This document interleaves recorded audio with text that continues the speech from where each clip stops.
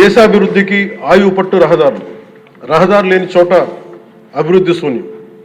అభివృద్ధికి మూలమైనది రహదారులతో పాటు విద్యుత్తు, తాగునీరు, విద్య, వైద్యం, డ్రైన్స్ అండ్ శానిటేషన్.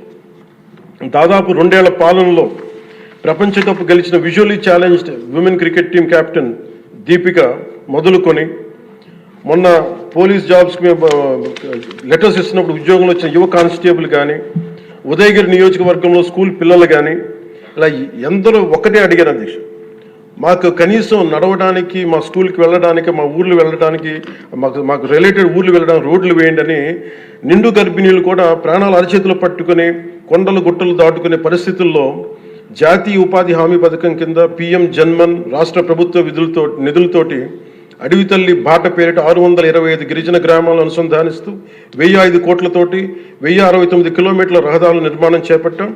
దాంట్లో దాదాపు సగం పైగా రోడ్ల నిర్మాణం పూర్తి చేశాం. కొన్ని రోడ్లు గంటల వ్యవధిలో కూడా మంజూరు చేశాం అధ్యక్ష.